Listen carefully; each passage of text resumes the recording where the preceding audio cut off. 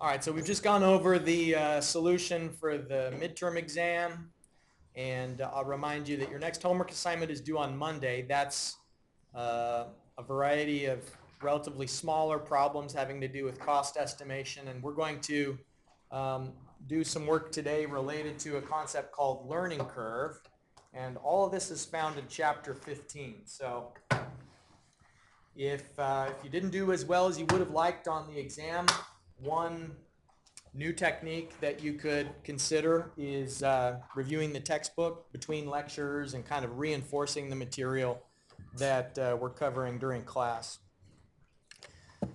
This is a picture of a factory, sometimes called a sweatshop. And if you've ever seen a video of people working in an apparel factory like this, it's just kind of amazing how quickly they are able to do things that would take someone without experience. They can sew a pair of pants, like the inseam on a pair of pants, so quickly and with such precision that it's really impressive. And it's not because they have necessarily a special skill that nobody else does or couldn't develop. It's that they've got so much experience that they've developed techniques over time to be more efficient. So we're going to define some terms with an equation that I'm going to show you in a little bit. And one of the terms is this variable k, which is related to how long it took to do a certain task the first time you did it.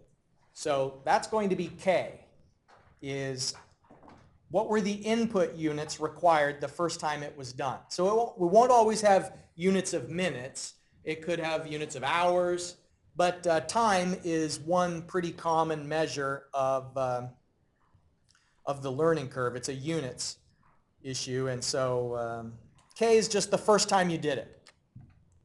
Now, this can apply, this notion of learning curves, or a manufacturing progress function is another thing that it's called. It doesn't just apply to people. It also applies to situations where automation is involved in the production of things. And so you can see that these workers who are assembling Volkswagen cars are leaning back in chairs. They have a basket of presumably like fasteners, and they have specialized tools. And over time, the way that they do this work probably has been informed with looking for little ways to get faster, safer, more efficient. And so these ideas of manufacturing progress apply to things that include humans and also things that are just completely automated altogether. And I don't know if you've ever seen a video like this before of what it looks like in an Amazon factory. I'm sorry, a distribution center. All right, so in terms of variables, we already talked about k. K was how long it took to do something the very first time. There is S, which is a function that is a ratio of how long it took to double your experience at a task.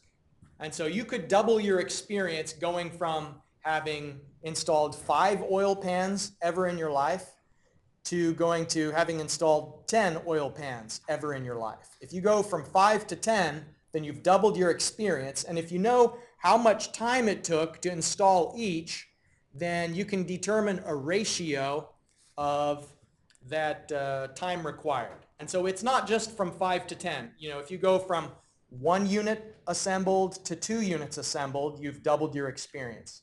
Going from 3 to 6 doubles your experience. And so you probably get the idea, but we can use this as a way of extrapolating into the future, because eventually you're going to run out of great ideas for making a task dramatically easier. And over time, the improvements in how much time it takes to assemble something are going to taper out. So that's what this learning curve function shows. Let me expand this figure a little bit. It's kind of hard to see. So this is a typical learning curve function, and I'll put it there. So what you can see with that is that initially it takes a lot of time relatively to do something, but there are quick improvements. So it's really steep at first, and it begins flattening out to where with the more experience you have, you're not getting that much better. You're always getting a little bit better, but the dramatic improvements that can be obtained early on begin to peter out. So this is a model that just explains how increased efficiency will adjust over time for how much is required to do a certain task. So it can apply to construction, manufacturing, just anything where people are involved. So here's the equation. K, remember, was how much time was required the very first task that was done. S, the learning curve slope, is the ratio of how much time it took to double your experience, and then you express it as a decimal rather than as a fraction. The learning curve exponent is the log of S divided by the log of 2. And so that if you wanted to predict how much time it would take to complete a certain task, like the 100th time, then what you do is you'd say let U equal 100. And if you knew how long it took to do it the first time, K, and you were able to calculate the learning curve exponent, N, then you could estimate it. Now in this figure, the data is just all perfectly following the trend line, and in the real world it doesn't. Especially because you have different people sometimes doing the same task, and not all people learn at the same speed.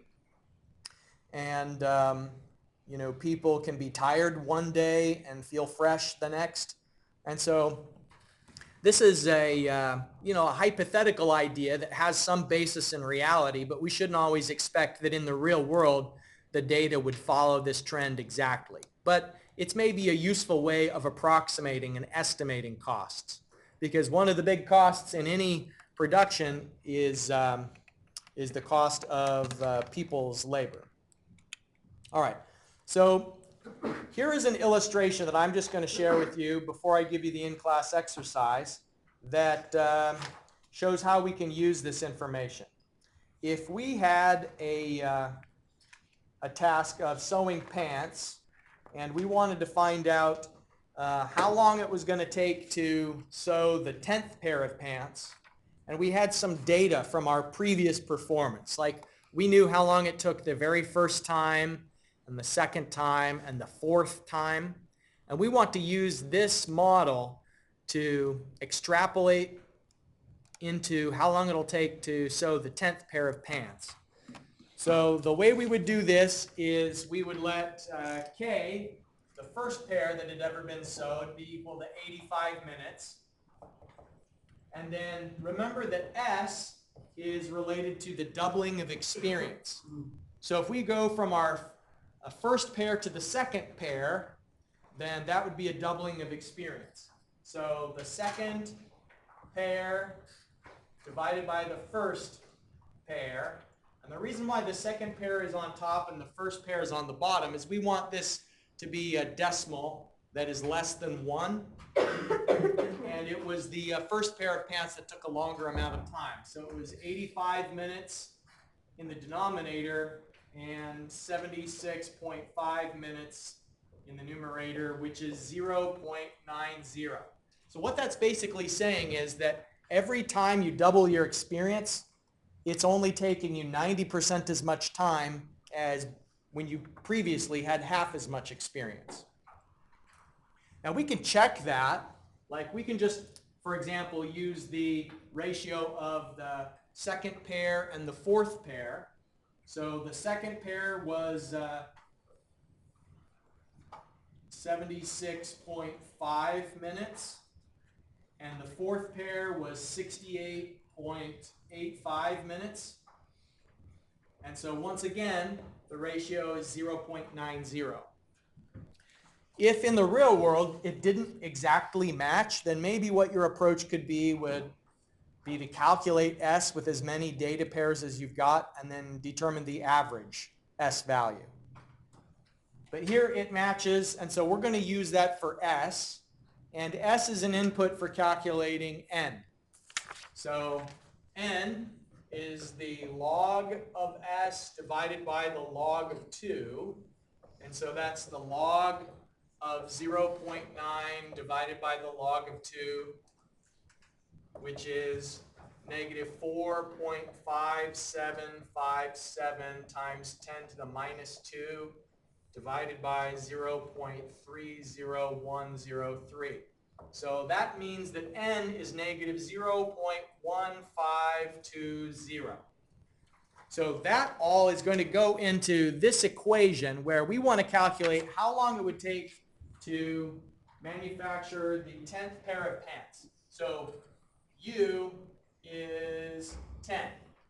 So Z sub U is equal to K times U to the power of N. So if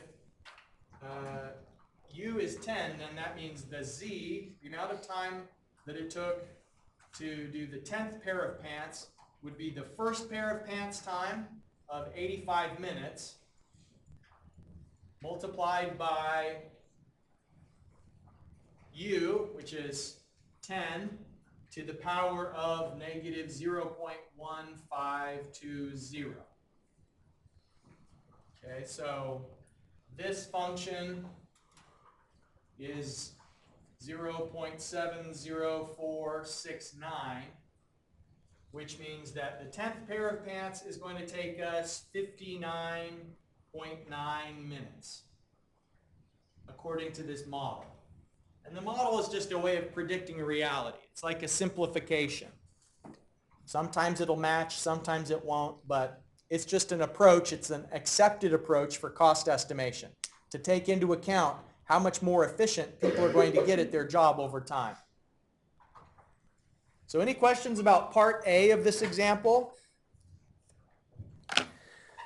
So we could use Excel to calculate the total amount of time required to sew 10 pairs of pants, because it would be tedious to calculate. We already know Z sub 1. We already know Z sub 2. We'd have to calculate Z sub 3. We've got Z sub 4. We just need to calculate all the ones that we don't have data for, and it's maybe simpler if we do it with Excel. So let me show you what that approach would look like. I'll calculate Z for all of the pairs of pants. So the S, the slope that we calculated is 0.9, and N we calculated was negative 0.152.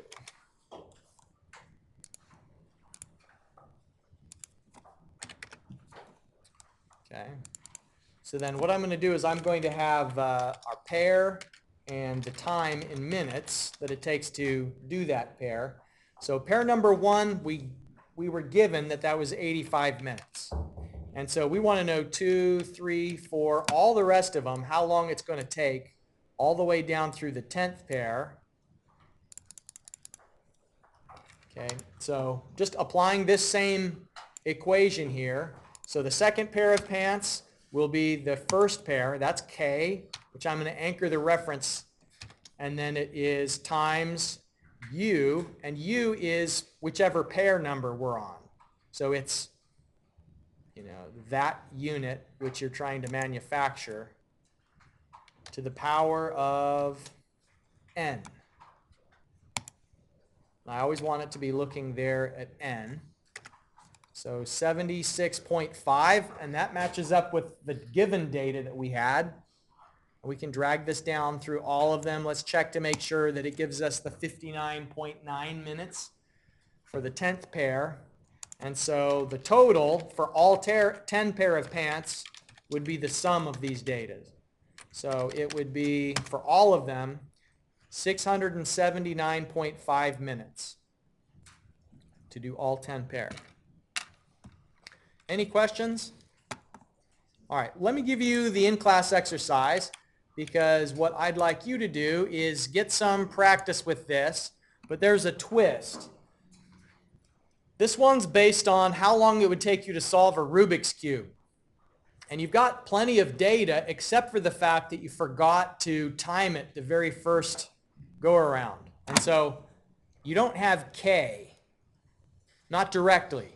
What you'll be able to do is back calculate K using the same trend as is exhibited elsewhere in the data. So in the handout, I just mentioned that you can use S in order to estimate what is K. So let me hand out that paper.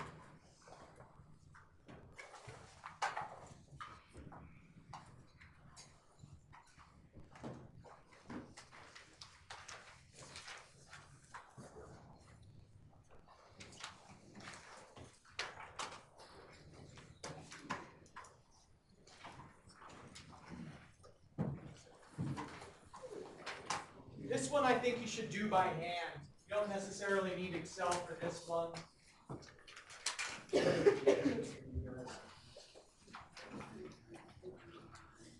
Because I'm not asking you to solve like a cumulative number. Just how long will it take to do the 100th? Not all 100, just the 100th.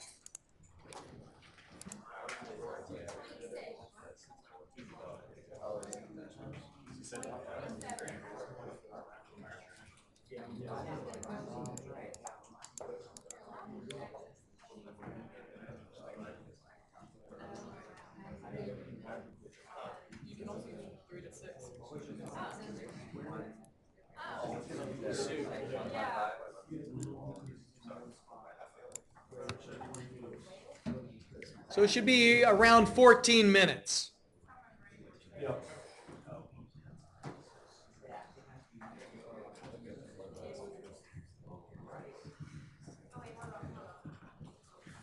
What would you say is like the average like significant figures we should try to keep for this?